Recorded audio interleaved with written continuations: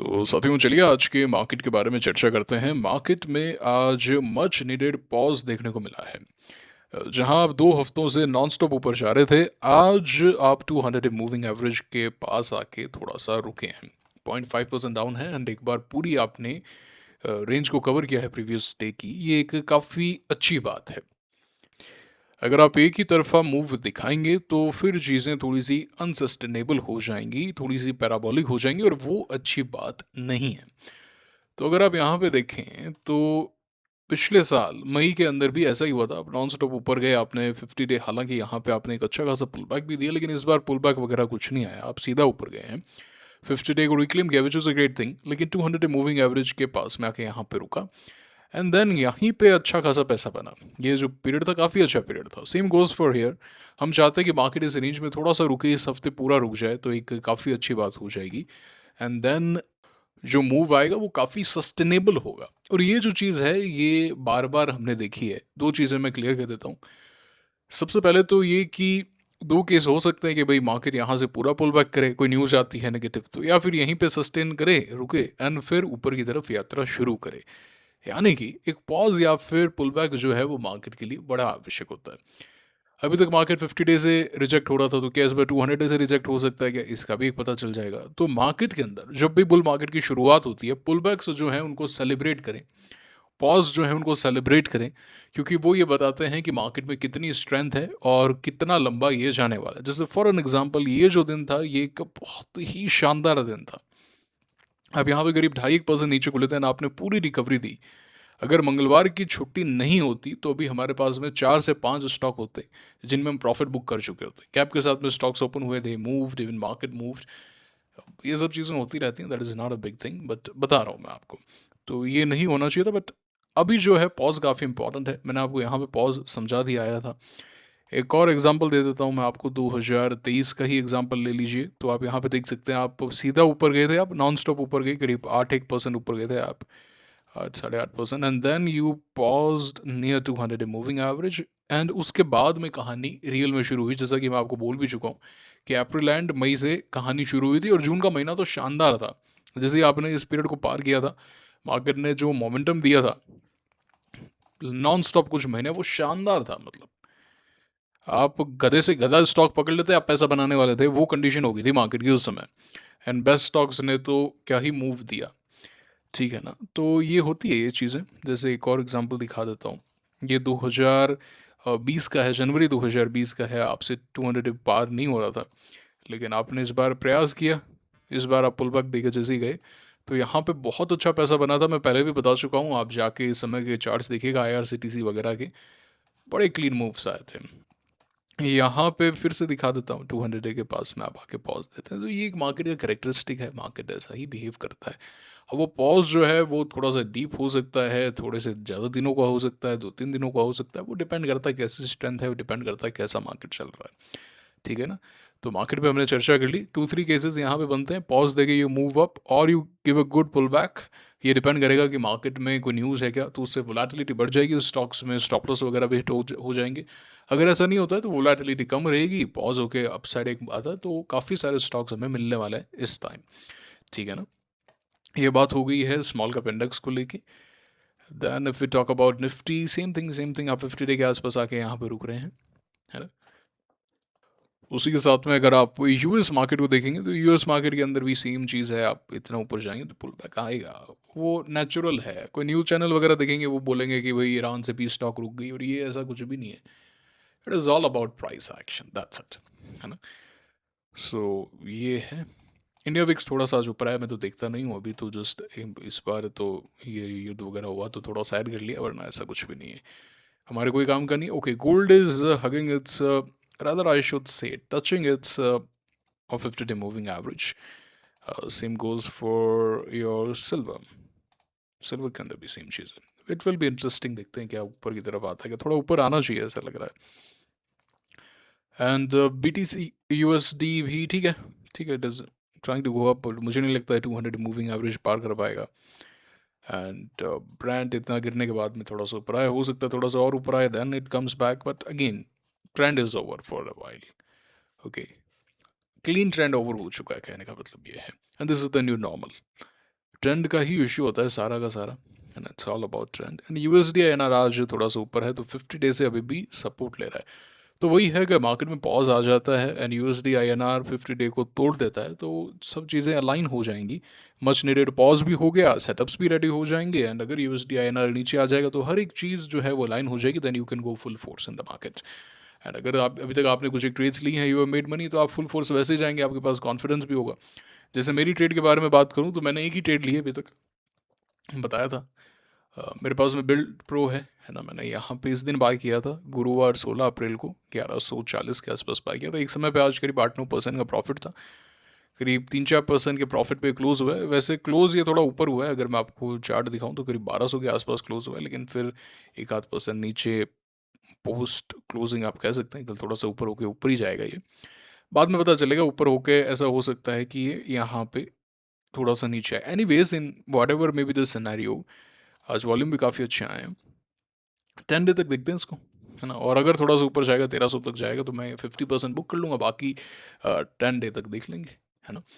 तो काफ़ी लोग क्या करते हैं कि जैसे इस दिन लिया नहीं चला, ऐसा भी हो सकता है, सेल कर सकते हैं अगर आपका स्टॉप लॉस थोड़ा सा टाइट है, that is again a different strategy. But अगर आप स्विंग ट्रेडिंग कर रहे हैं 4-5% का स्टॉप लॉस लेके चल रहे हैं, तो मोटा मोटी यही होता है कि आपका जो ब्रेकआउट का जो लो होता है, ब्रेकआउट वाले दिन का जो लो होता है वो स्टॉप लॉस होता है। अब यहाँ पे ये भी नहीं टूटा एंड 10 डे मूविंग एवरेज भी नहीं टूटा, तो बने हुए थे इसके अंदर। It is work well. अब थोड़ा सा और मूव कर जाए तो अच्छा है। बाकी जो स्टॉप लॉस है वो थोड़ा सा मूव कर दिया, शिफ्ट शिफ्ट कर दिया ऊपर की तरफ। ये बात होती है पोर्टफोलियो स्टॉक को लेकर। बाकी अगर हम देखें क्यूपिड वगैरह में अच्छा एक्शन आया, नो डाउट अबाउट इट, अच्छा है, काफ़ी बढ़िया मूव कर रहा है क्यूपिड, इसके बारे में भी आपको मैंने बताया था।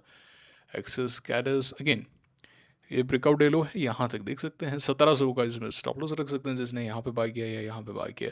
In both the cases 1700, and जैसे एक पुल बैक के बाद में ऊपर जाता है तो फिर 10 डे मूविंग एवरेज पे ले आइए। सिंपल है, कीप इट सिंपल। ओके, सो ये बात हो गई है स्टॉक्स को लेके, और कोई स्टॉक्स भी देख लेते हैं।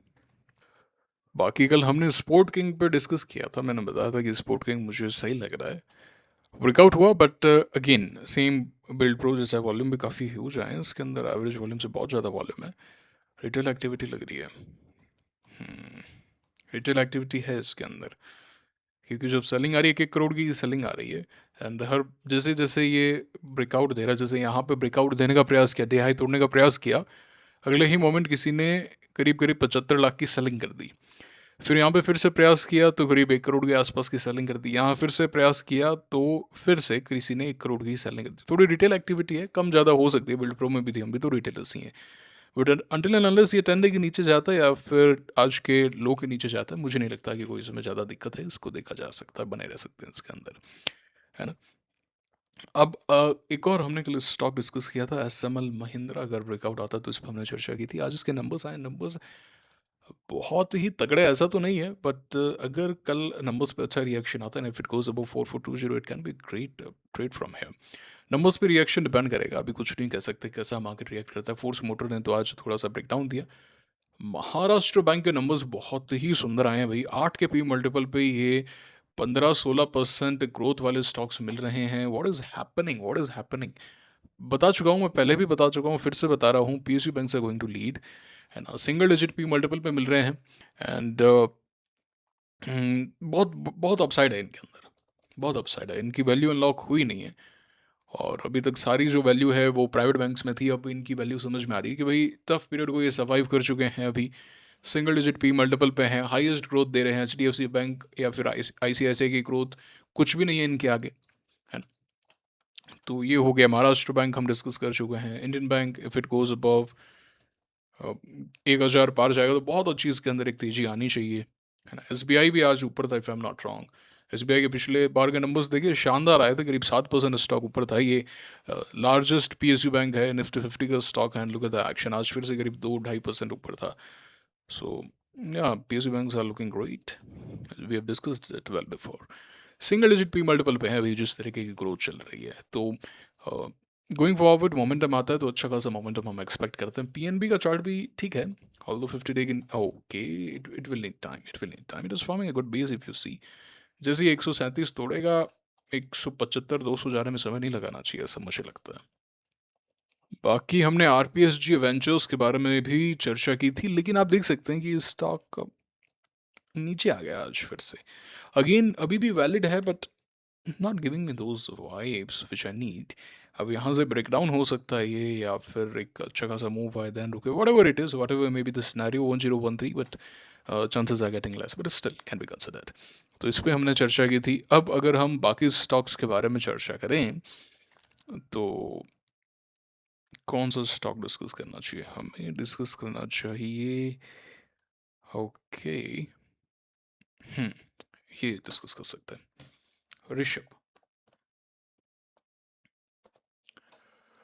Rishabh instruments. Ideally, it should form an insider or pause here for a while. But यहाँ पे भी आज जिस तरीके का एक्शन इसमें रहा है, जिस तरीके से पूरा ही ऊपर आया है, अगर ये 490 के ऊपर जाता है तो इसमें एक नई तेजी शुरू होनी चाहिए, ऐसा लग रहा है मुझे। Again electrical products, defence export theme and new IPO, still एक न्यू आईपीओ के अंदर ही हम इसे कंसिडर करेंगे। 2023 में ही इसका आईपीओ आया है, एंड अभी तक इसमें कोई फ्रेश अप मूव देखने को मिला भी नहीं है। एक चीज़ मैं बता दूं, 2020 से, 20 हटा दो, 22 से लेके 26 तक जो भी आईपीओज आए हैं उनमें आपको मल्टीबैगर रिटर्न्स मिलने वाले हैं। चुनिंदा स्टॉक्स में वही लीडर्स होने वाले हैं, कौन से रहेंगे वो आगे जाके पता चलेगा, वो आगे जाके पता चलेगा, जैसे होंगे इन्हीं में से।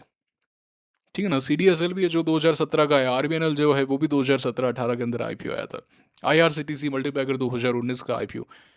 रिसेंट स्टॉक्स के अंदर ही आपको एक्शन देखने को मिलेगा। मजगांव डॉक 2020, हैप्पीएस्ट माइंड्स जो लीडर था 2021 के अंदर, 2020 का आईपीओ, रीसेंट आईपीओ के अंदर ही, क्योंकि वहां पर ओनरशिप होती नहीं है, एंड वैल्यूएशंस एंड ग्रोथ ये दोनों सेट हो जाती हैं तो धमाके हो जाते हैं फिर, क्योंकि ओनरशिप होती नहीं है इंस्टीट्यूशंस के पास में आईपीओ तो मिलता नहीं है ना, and then they will buy like anything, they will buy like crazy, and if the numbers are good 3-4 quarters you're going to have like 5x or 6x returns in no time.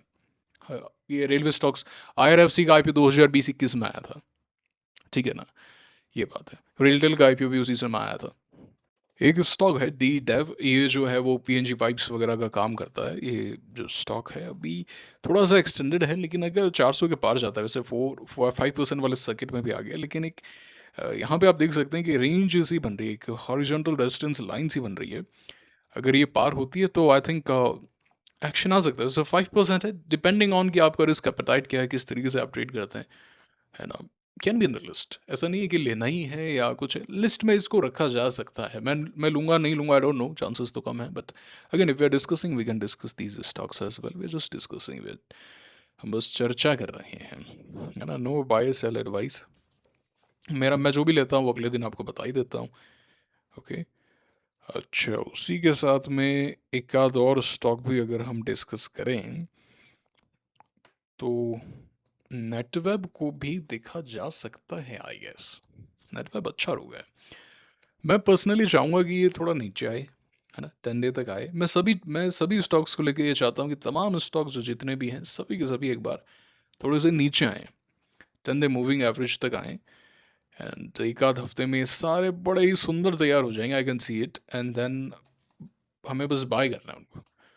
लेकिन still अगर कोई देखना चाहे, first buy can be at around 3870, then if it goes above 3 और your 4000 levels, या 2-3-4 दिन में numbers भी हैं तो वो देख कर, है ना, वो देख के काम करना।